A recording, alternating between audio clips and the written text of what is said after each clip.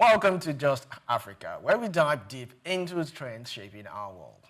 Across the continent, a new generation of entrepreneurs is rising, not just chasing profit, but challenging the norms, rewriting the rules, and reshaping what success means in the African context. From tech trailblazers in Lagos to creative powerhouses in Nairobi, from green energy pioneers in Accra to social impact leaders in Johannesburg, they are building businesses that reflect their realities, solve problems, and inspire global admiration. These are the founders who dared to dream differently, the ones who faced obstacles, defied expectations, and turned ideas into impact. From tech to agriculture, fashion to fintech, their stories aren't just about business. They are about belief, purpose, and the power to change the world from the ground up. Now, whether you are an aspiring entrepreneur, a change maker, or someone who simply believes in Africa's future, this show is for you. Our topic today is breaking barriers. Africa's bold entrepreneurs redefining success. I am Olumide Sokoya. I also have the beautiful, swift Aderinto. Good morning, ladies and gentlemen. Good morning. So I always admire things about you. I love your wristwatch today, and I actually love your introduction. You came in with fire. It's like you're passionate about entrepreneurship. Yes. Have you ever, dabbled into entrepreneurship? Yeah, 1 or 2 times I have. I still am. Okay. Partially. The entrepreneurs, we greet you. Good morning, viewers. Good morning, Africa. I love the topic because, like, I must say this one is also personal to me. It's about entrepreneurship, but I want to ask a quick question. Do you think entrepreneurs are born or they are made? I would say made. Okay. So people have run the statistics and claim that in Africa, most entrepreneurs are actually made, are not born, compared to our foreign counterparts in Europe. Okay. And these are because there are factors that are mitigating against us. Because of poverty, lack of infrastructure, good jobs, our educational system is not complete. So when you come out of the university or you're in secondary school, you are thinking of how do we feed? So you're looking at a typical African family that they have 5 children. Over there in Europe, people have 2, 1. So if you look at the same resource from the parents that is shared for 2 children and resource spread across 5 children, of course, the difference is clear. Then in Africa, we are concerned about our external families, meaning your father's lean property, there's a cousin, there's a brother, there's somebody coming to live in your house, meaning there are now 6 to 7 children. Yes. So when you look at the resources, everybody knows that you have to hustle. Which is a good thing for us in Nigeria, because a lot of Europeans have talked about the fact that African entrepreneurs are people that they see they are pushed. They are really pushed to succeed. That when you compare them to the foreign counterparts, it's like they go way and beyond. You see a Nigerian man in America is ready to work 18 hours when the steady number of hours is 9. Because looking at the fact that he has to send money home to his mother, there's a cousin calling, there's an auntie calling. Back to my question about are entrepreneurs born in Nigeria? I'm using Nigeria as a case study for Africa. Or are they made? I would say that we in Nigeria and Africa, we are made because of the struggle. You go to the university, your parents have managed to pay your school fees, and a lecturer is asking for handout. I used to have a lecturer that used to ask for money for attendance. Every time he comes to class, we pay him an attendance fee. So everybody gathers 500 naira, and when he's leaving the class, say Eshesa, so that he can give us, that would accumulate for our CA. Now, when you are in school, you have already asked your parents, you're calling home, they're telling you there's nothing. We've managed to pay your fees. It means even in school, you have to hustle. Yes. So most of the entrepreneurs that were built in school, people selling noodles at the side, some going as far as washing their colleagues' clothes. Like I was in sports. That was what I used. So I used to run. I used to get a stipend from both the state government and the university when we go for university games. And that helped me with my money. And of course, we used to do a lot of other crazy things. When private universities, they have the private university games, we will also hustle out of our public universities and go and run for them. They paid more. They fed us. Quite they gave us, milk, Milo, all those things. So I was not an entrepreneur because I became an entrepreneur in school because of poverty. It was factors that were militating against us. And so I want to talk about the university system. When my father went to school, there was a bursary system. The bursary system was used to aid students. Yes. So a lot of them were not entrepreneurs because they could sit down, they got some pocket money, they got bursary. When they were done with campuses, offices will come before holidays and tell them in university, look, if you want to work with this brand, that brand, you're studying history, you're studying microbiology, there are jobs available for you for a month. This is what we'll pay. It was even university students that were doing shakara saying, oh no, but in my time, those things were not available. Bursary were not available. I think there were only 2 states that used to pay bursary. I think Delta State and Lagos State. And even with the list, there was a lot of corruption, commotion, and all that. So I was forced to become an entrepreneur. At a stage, I started selling clothes. It wasn't because I wanted to sell clothes. It was because when I came to Lagos to see my cousins, I realized that, oh, all the shakara things that we do in school, you know, they had them here, they were cheaper. I would go to Yaba and buy these clothes for maybe 50 naira and go back to school and sell for 200 naira. So I was not an entrepreneur because I wanted to be an entrepreneur. I was an entrepreneur because the government did not help me or aid me. So the next question I'm going to ask. So let me cut in. So you actually wanted the soft girl life. Yes. And as soon as I finished school and I got a good job, I stopped selling. Wow. Now that tells you I was not built. I might not just have been built to be an entrepreneur. I might have been built to do a 9 to 5.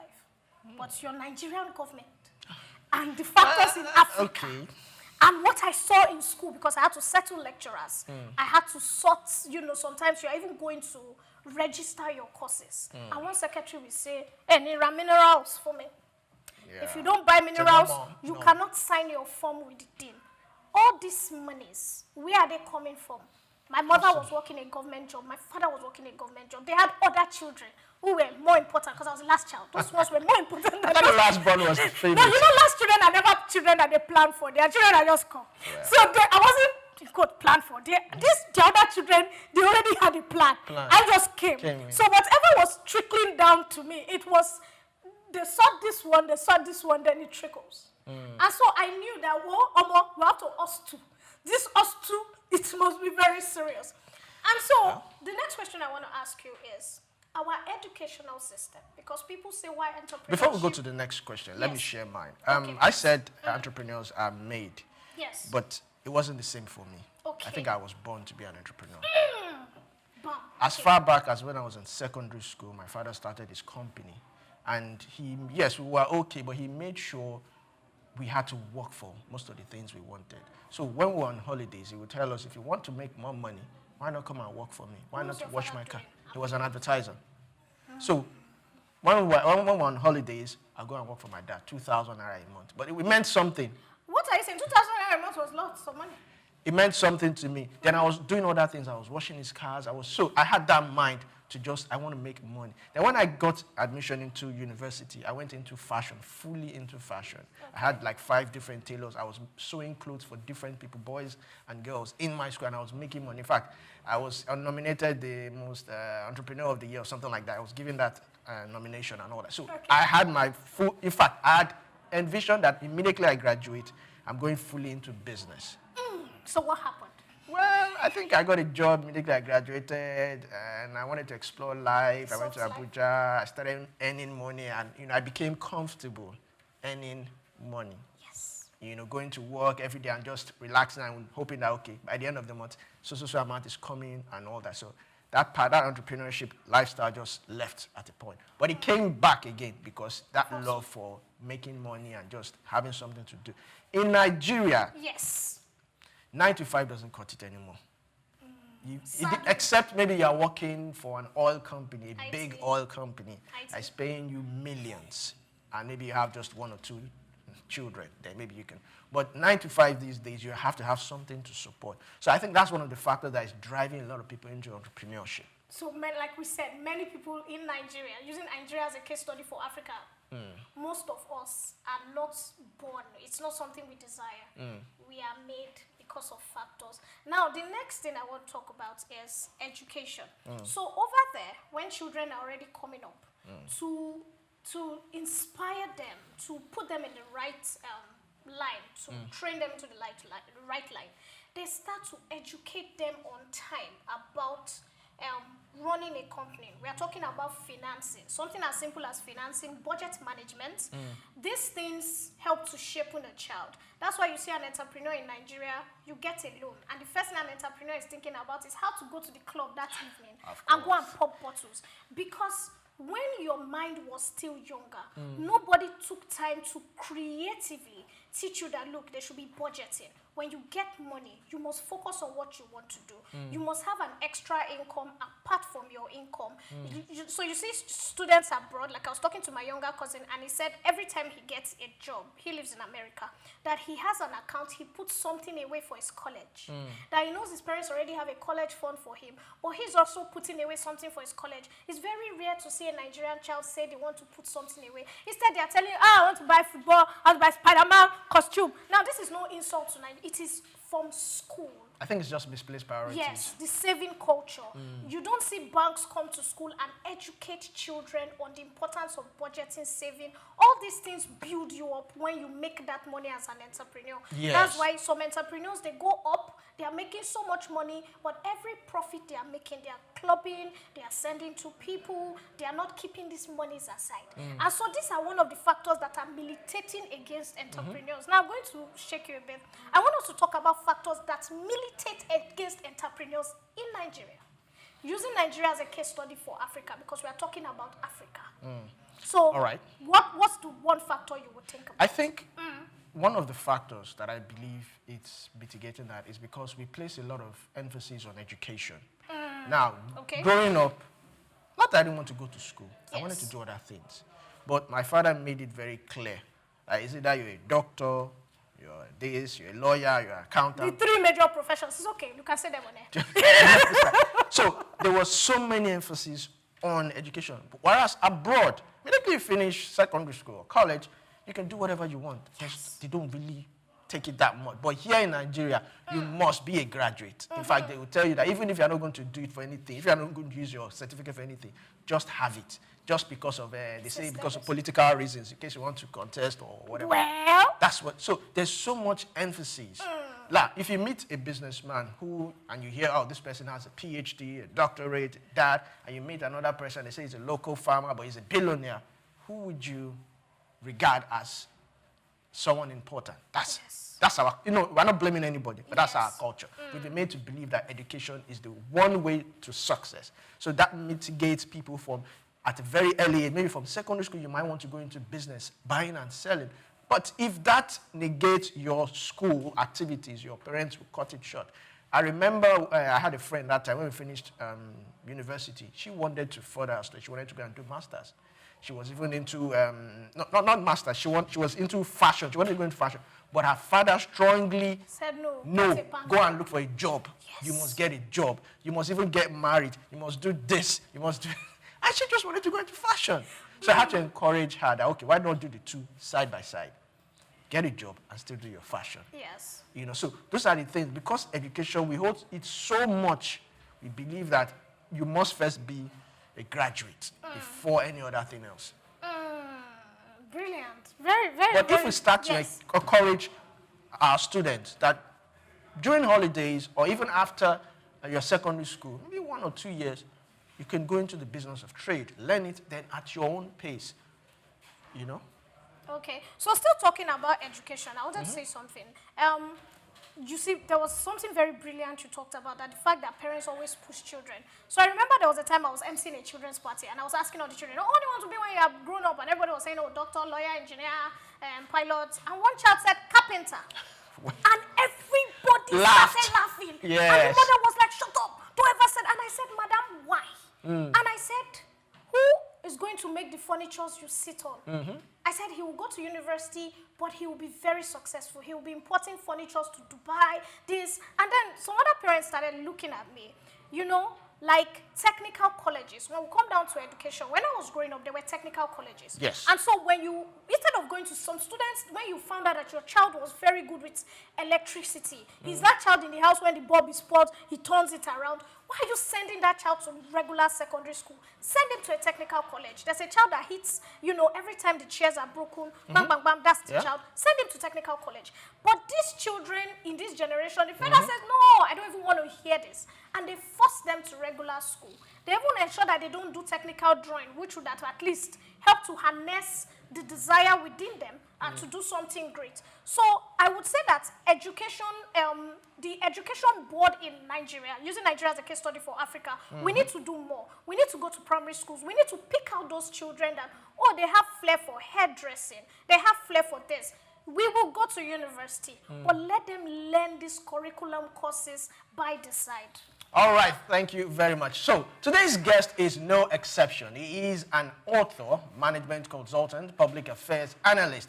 He is the founder and chief executive officer, Banwo Consulting Ltd, Nigeria Limited, and Proshap Ltd, that's in the United Kingdom. He is Mr. Adetunji Banwo. Let's dive in. So glad to have you this morning.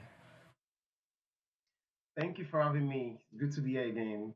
Let's start off with talking about entrepreneurship. Quite a very interesting topic. And Swift and I, we've been talking about what actually is the... Now, let's ask the first question, just like we asked ourselves. Do you think entrepreneurs, are they born or are they made? Let's start with that. Wow. Entrepreneurship is not a gift. let's put that clear. It's not like a gift of playing guitar or singing or, music or anything. No. It's something that people just learn. You learn it. It's a skill that you can learn. It's a skill that can be taught, right? It's not, so you can actually get you can know how to be an entrepreneur by learning it, right? So it can be taught in school. So back when I was in Polytechnic, my Polytechnic days, we had a course on entrepreneurship. When I did my MBA, as part of the MBA program, you also take courses on entrepreneurship. So people learn these things. So that's where explicit knowledge, that's how far it can take you. Books are there on entrepreneurship, so you can read about it, you can learn. But then there are also other aspects of entrepreneurship that you can also pick. You can pick, and it just comes maybe something to do with that's tacit knowledge. Take someone like like me. I had no choice. I had no chance. Like it was just so glaring that entrepreneurship runs in my family. My both parents, were entrepreneurs. My mom of blessed memory. I used to experience. My mom. Go to do a business, come back. And come back with heaps. Stash of cash ready to go. Restock goods. Go to the maybe Lagos Island to buy building materials. So I used to help her count money as a child. I used to enjoy counting money. So wow, I'm like, so salary won't give you this. It's not like she has gotten a salary and it's no, this is business. And it was like a week in, week out thing. I'm like, wow, if this is what it looks like to be a business owner, or, and it's so flexible. Some days she could decide to say she's tired, she just wants to rest at home. She has people that, she has like a sales girl, and someone would definitely be in the shop. She could, so it was that flexibility that kind of endeared me towards yeah, wow, I think I've got to be my own boss. And even for my dad also being an engineer contractor, I've seen him, like, yeah, there are times when I see he gets a contract, we can tell that wow, there's so much money around, and that's when it keeps reminding you, do you need anything? But when it looks like there's a off-peak period in contracting, that's when it start telling you to use pro rata principle, which is prioritize.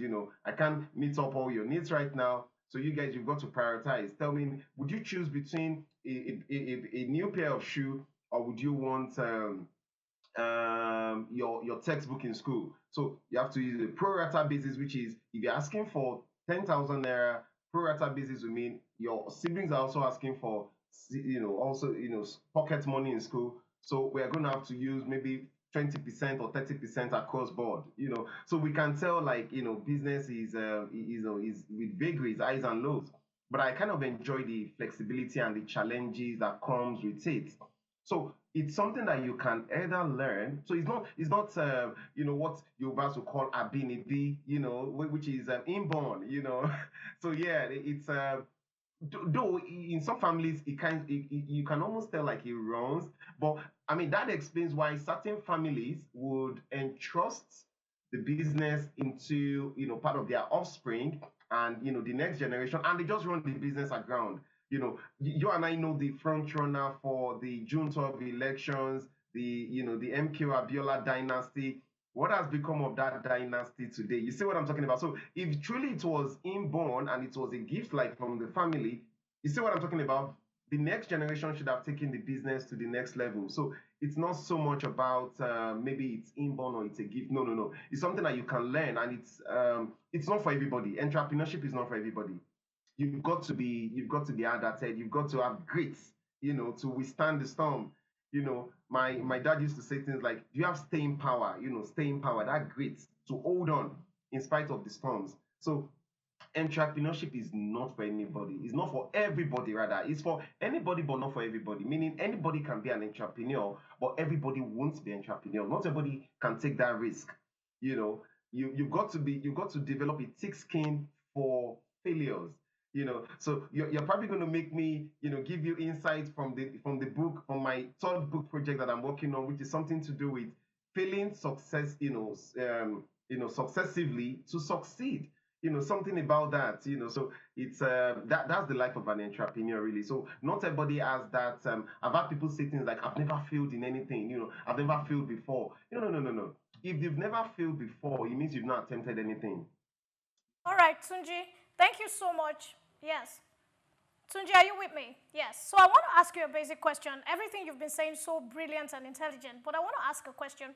Do you think that the atmosphere overseas, because you are in the diaspora right now, do you think that that atmosphere creates a better playing ground for entrepreneurs or entrepreneurs? Because a lot of people in Africa claim that there are so many factors that destabilize entrepreneurs here. And so we see a lot of people leave Nigeria, like you, and go abroad, and they are succeeding because the government, the policies are better, and they seem to encourage entrepreneurs more. What's your take on that, sir? Wow. Thanks for the question, Sweet. So I don't know, but I kind of feel like, so every time people say things like, "Wow, it looks like people's people look better, or they look more, look chubbier, or they look kind of their skin looks fairer when they are overseas compared to when they are back home." I'm like, what do you expect when you keep a food item in your refrigerator? So you expect it to keep it fresh, right? So I usually tease to say it's the weather. So it's not about the fact that they are making more money, but it's the weather. Like so you're exposing people to temperature that is sub-zero. You see what I'm talking about. So I usually feel that maybe it's the weather or the atmosphere that makes people feel better, but that's just on the lighter mode. Well, talking about the environment, an enabling environment, right? An enabling environment. That's just the difference. So an African, if you can succeed as a business person, as a founder, as a creative, as an entrepreneur in any part of Africa, wow. I tell you, there is no part of the world that you can't succeed. It's like when people say if you can survive driving on the streets of Lagos, wow, you can survive driving anywhere, something like that. So what I've observed is, we've gone through, the challenges we face as an entrepreneur. So imagine I've started doing business as an entrepreneur right from when I was in, right from when I was in Polytechnic. Yeah, when I was in the higher institution, I started doing business. I started doing artworks and all that. But I can tell you that, and I'd, gone from registering my first business, to registering my second business. But I can tell you that, the kind of hostility I face from the banks in trying to access loans is not the same thing as what you. So now I'm able to compare doing business back in Nigeria and then doing business, in the UK, the enabling environment, right? You find out that it's easier for you to access credit as long as you've got a good credit score. So the system has been designed such that your destiny is in your hands, right? If you can maintain, for example, paying your regular bills, right? Paying your regular bills, and something as simple as being on the electoral register, right? Paying your house rent. Do you know those things And then, do you know, they even encourage you to take credit. It's a credit society. So you find out that it's so easy for you to access, funds. But you see, the more credibility you have, which is your higher your credit score, then the more funds you can access. So it's actually in your hands. So it's not a case of complaining that no, like I'm not getting funds for my business. No, it's easier for you. But I can tell you that if I flip it around to back in Nigeria, looking around for funds, the interest rates are cutthroat, right? Even for you, even if you're even going to get those funds, it's going to stifle the business. You see what I'm talking about? And something I've also observed again is one of the challenges we face is integrity, trust factor. I kind of feel sometimes like it looks like everybody's trying to take advantage of me when I'm trying to roll out initiatives back in Nigeria. Like, our value system has to change. It has to change. It looks like everybody's just looking for what to get. You see what I'm talking about? I mean, let me give you a classic example. There's someone I've done business with as into production, because I float a business that does learning solutions, games. Because my own, I've been a learning consultant for close to about 15 years, and I see students, I see delegates struggle with assimilating stuff. So I feel, let me create games, board games, flashcard games, and eventually we transit into because people can learn how to real estate by playing Monopoly. People can learn about business, about finances by playing Cash Flow Quadrant by Robert Kiyosaki. I felt, why don't I create a board game that can teach people how to play project management, how to catch them young from problem solving. So I worked with a team to create board games and all that. But guess what? I engaged someone, right, to produce the flashcard games, about 3,000, about 1,500 copies, right? Guess what? It wasn't, so after they sent me videos and everything, the case ended up as what I ordered versus what I got. I just shipped a sample, just not everything. I shipped a sample here to the UK, but guess what? The quality was rubbish compared to the video they sent me. You see the problem, right? And that was just the end of my business relationship with that person. Something that we've had a relationship for about 3-4 years. So what I've observed is Nigerian, African entrepreneurs, one of the challenges we face is that stigma, that integrity, that trust. A lot of people cannot be trusted. And I tell you, people don't invest in your business idea, they invest in you. You see what I'm talking about? So if you lack credibility, you see what I'm talking about? How are you going to go far? You can't even go far in business. So for me, really, I'm now very skeptical in even, doing, some form of transactions with some of my, you see what I'm talking about? Like engaging in another person to help me do that kind of production back in Shomolu, or back, you see what I'm talking about, back in Lagos, because of once bitten, twice shy. And that's one of the things we face, where people feel like, well, once you pay people and they feel, or once you are having someone, so imagine you're running a business, for example, you are not on ground, it looks like people are ready to run the business at ground. That has to change our value system. So a lot of times, I feel like part of the challenges that we are facing is people are more open-minded. That's what I've observed, right? If I tell you how interesting trust is, like the trust quotient in, and I can speak for the UK, for example, imagine someone calling you to say, can I have your card details, your 16 digits, and then your CVV, and then your expiry date. I doubt if you are going to give someone that detail back in Nigeria, right? Or someone calling from Kenya or from South Africa, you're going to feel they are scammers. But I tell you, it's a norm, right? Yeah, but of course, they're going to send some form of authentication code, because people are now taking advantage of that. But that's how open-minded people can be when it comes to doing business. And because it feels like, well, you don't distrust the other person. You don't distrust them until they give you reason to distrust them. So I feel we need to build on that. Our value system, just having that integrity. And it's not something they teach in school. It's something that you've got to, and you don't boast about it, you've got to be able to prove yourself. When you are given opportunity, you use the opportunity well. There are a lot of business owners that the first investment that they get, the next thing they're going to do is build a house.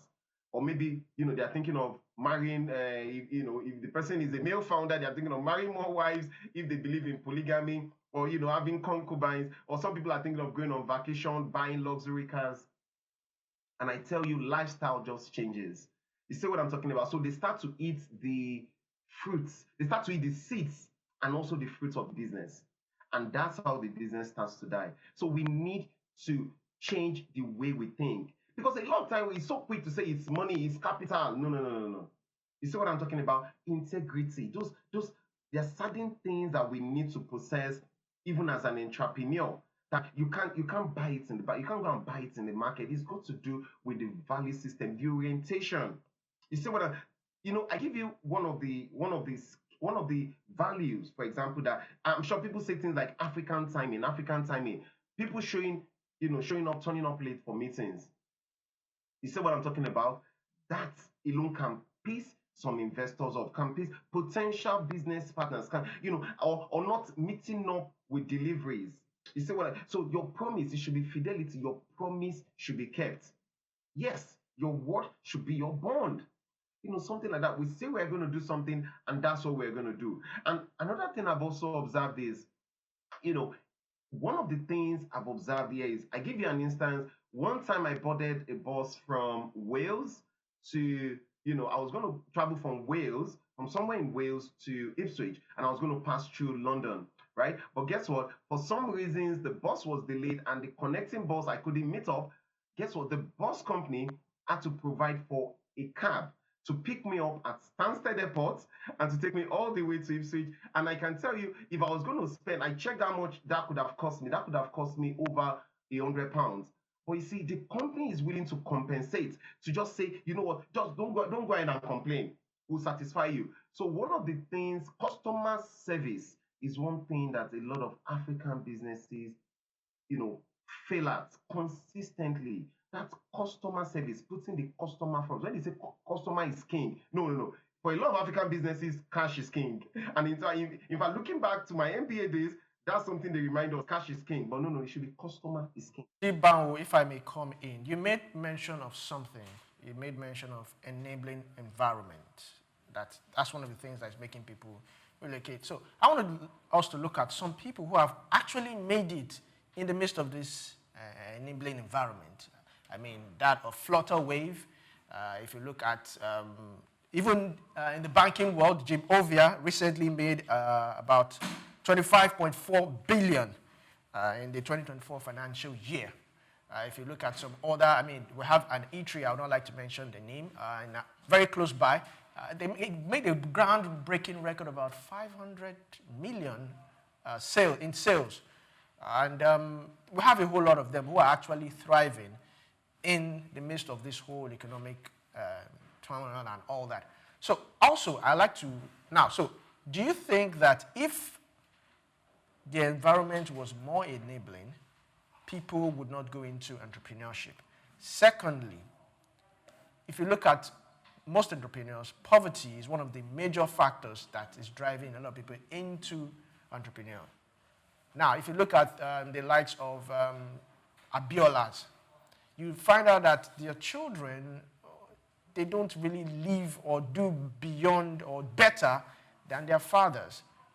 With the exception of the Adeleke, maybe David and all that. So do you think that there's something missing that these billionaires are not passing down to their children that is making them, or do you think it's just because there's so much money around, that's why it's not encouraging them to do further, and poverty is actually the major reason that is driving a lot of people into entrepreneurship?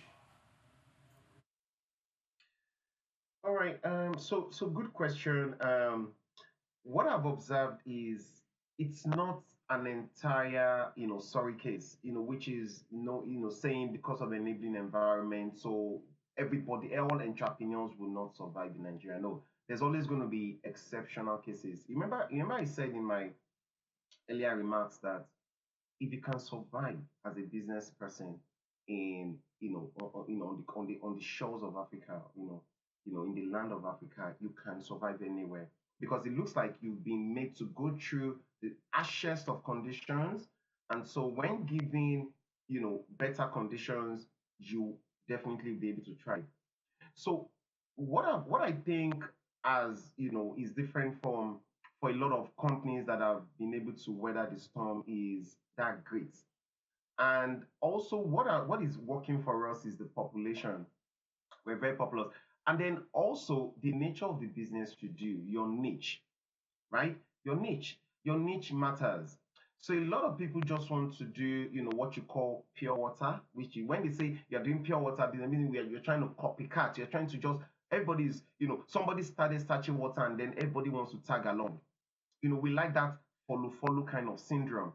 So some of these businesses you've mentioned, and then again, what I've observed is, it looks like any business you're doing and you don't have anything doing with the government.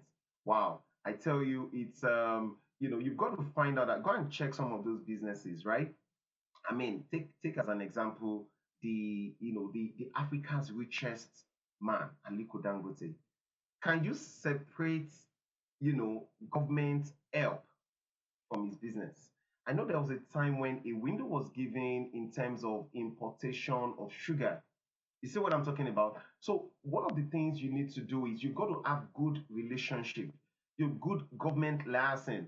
Because I can tell you, government is so powerful, right? So government is so powerful. So it's a case of, you being close to keeping your ears to the ground in terms of regulations, right? Being active. So a lot of smart organizations, what they would rather do is they are making sure they are complying with regulations, with standards and everything. And then again, you also want to try as much as possible, because government, right? You want to try as much as possible to have good relationship, like for example, you know, making sure that your services are being. So can you imagine what will happen to some of the automobile companies in Nigeria, homegrown automobile companies now, if a decision is made by state government, local government, state government, and all the way to the federal government to say we are going to adopt this particular car, right? This particular car homegrown, made in Nigeria, rather than importing cars from overseas. Can you imagine how global, how much of a leap that is going to give them? You see what I'm talking about? So that's what I feel, is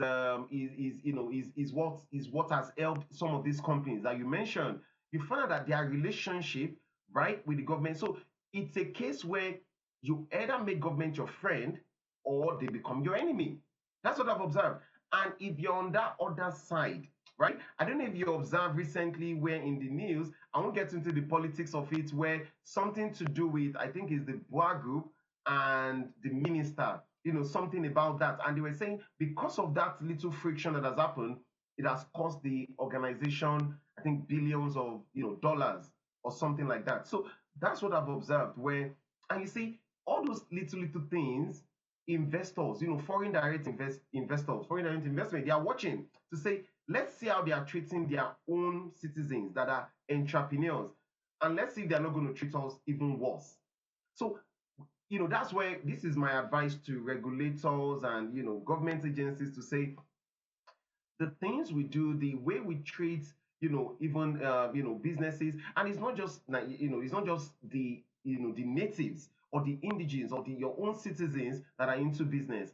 I tell you, even how you treat foreigners that come to invest in the company, in the countries rather, it goes a very long way. So they can tell if you are just tricking them to come and invest, right, or you actually mean it. And then to your second dimension to your question around the fact that, so what has been different for, some of these, so you find out that some of these businesses that have been able to go from first generation to second generation and all that. So what has happened is a good succession plan. That's it. You should never personalize your business. You should run your business as a corporate entity. You see what I'm talking about? And that's why it's so easy for someone like Donald Trump to have gone bankrupt several times without, just dusting it off, because it's the business. The business is an entity. You as an individual are an entity. The business can go insolvent. The business can go, bankrupt, while you just walk away scot-free. You see what I'm talking about? In fact, my younger brother, who happens to be based in Dubai, being a certified financial analyst, Sefe, was telling me, recently that one of our mutual friends just raised $1 million, right, from venture capitals, and it's a business that started off in Nigeria, a pharmaceutical solutions company. And he was just telling me, reminding me that, see, if the company goes bust today, meaning if they just go bankrupt, it's not going to go to jail.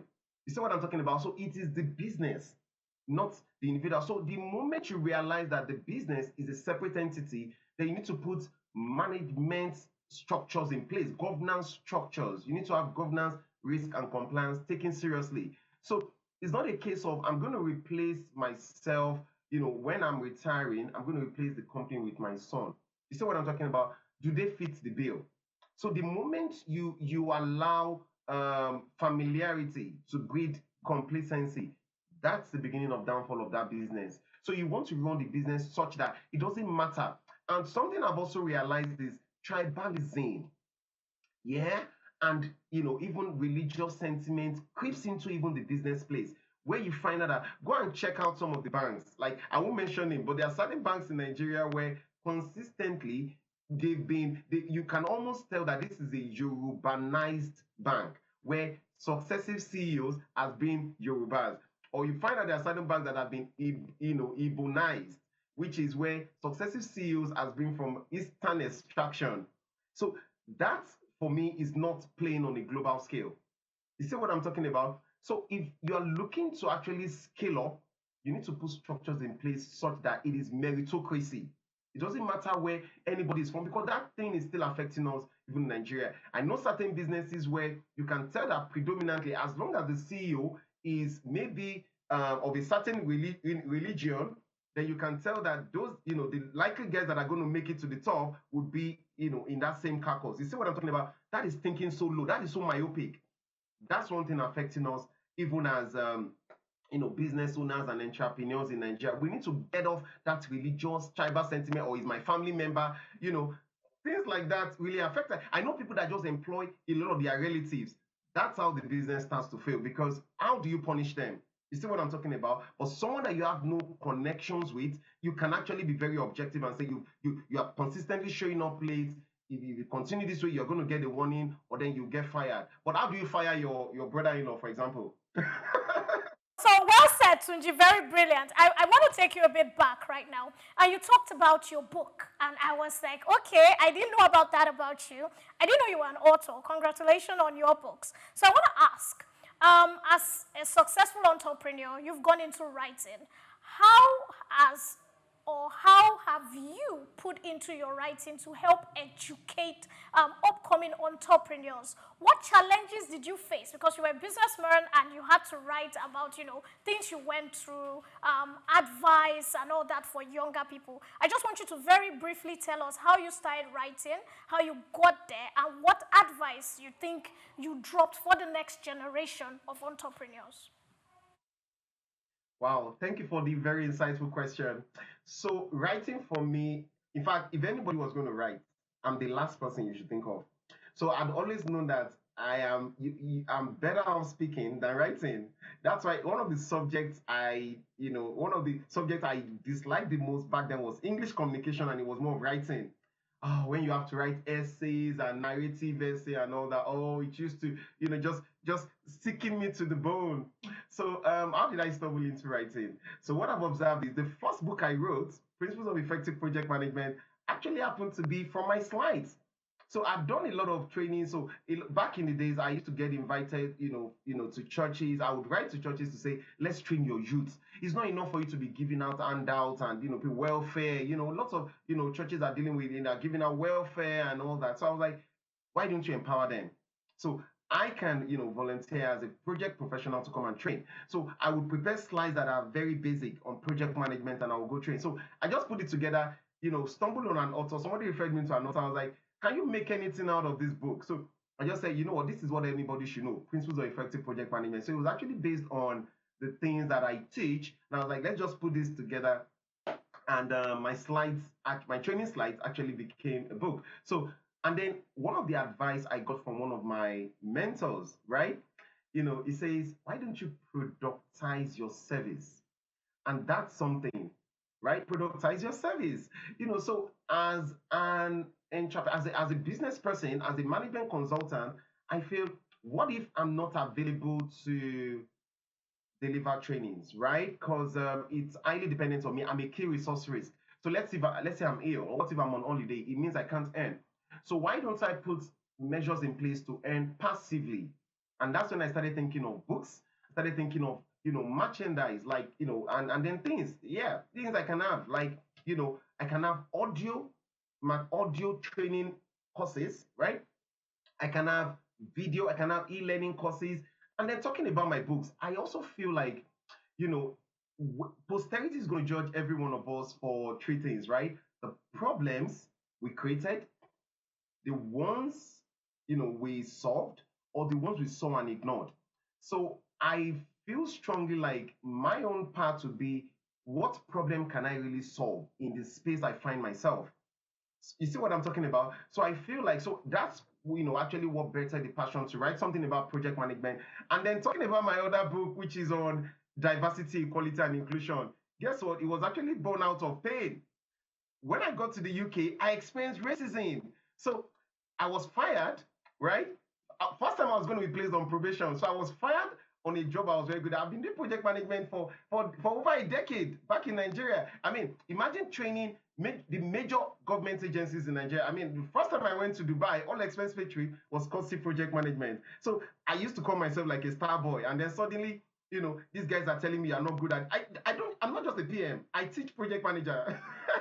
I teach project managers. You see what I'm talking about? And you're saying I'm not good at this job. So I got fired, and I was like, I'm going to put all that anger, all that, vent in the book.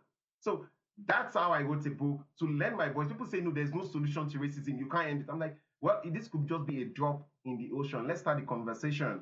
So I wrote a book on that. And that's it. And a gift for entrepreneurs, again, would be putting all my experiences, having tried so many things that hasn't worked, which is like striking a tree and wanting to give up, right? And I'm saying, don't give up. So I want to put all that in the book to say, keep striking. You never can tell.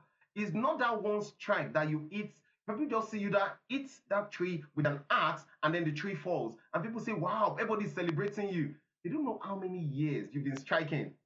So that's what a lot of people easily give up and just move on to other things. And I'm saying, don't give up. You see that? Just keep at it. Just hold on to it. As long as you believe that idea is something you are passionate about, you see, passion is the first thing you need. But then if you're passionate and over the years you're trying it, you see, if you're trying the same thing over and over again and it's not working, then maybe you're doing something wrong. Or find out, or you need to seek advice. Maybe you're not in the right place. So that's why I'm writing a book currently. My third book would be on something about, I don't want to let out the title, but it's about failing successively and then learning, at the end of the day, and not giving up. So that's it. So that's what I found out that, for me, it's just not giving up. So I've had people still call me to say, oh, are you still into project management? I say, what do you expect? The first question they'd ask is, I want to refer someone to you. So I've enjoyed a lot of repeat business because people have known me in that space, from Canada, from US. In fact, some people, I've had clients that I've engaged with, and they're like, do you even know who referred me to you? And I'm like, sorry, I didn't even think about it.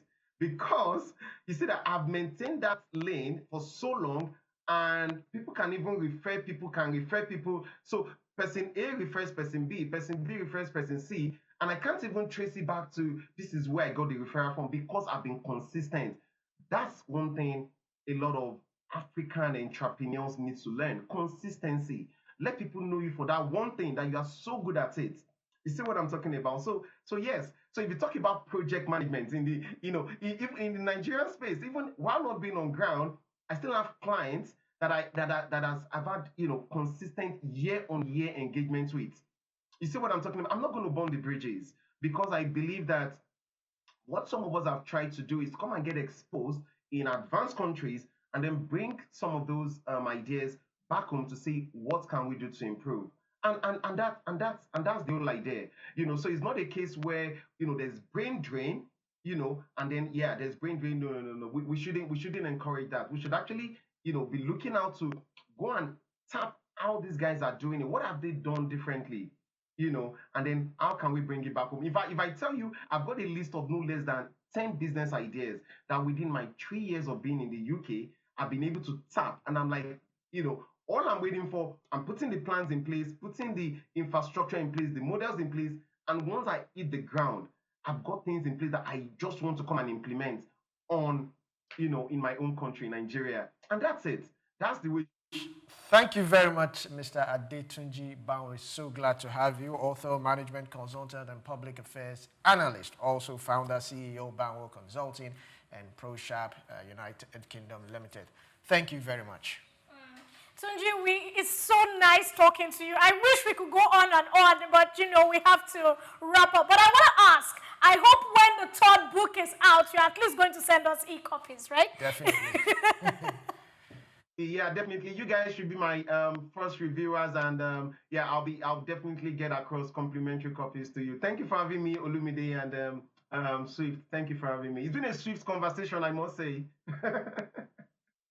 Hi. All right, so that is a wrap on today's episode of Just Africa. Thanks for watching, and if you've enjoyed, be sure to follow us on all our social media platforms, like, share, and while we're also signing out, we'll leave you with Cashcraft. We're doing a topic on palm kernel, which is very important to us. Yes, it's also a lucrative business.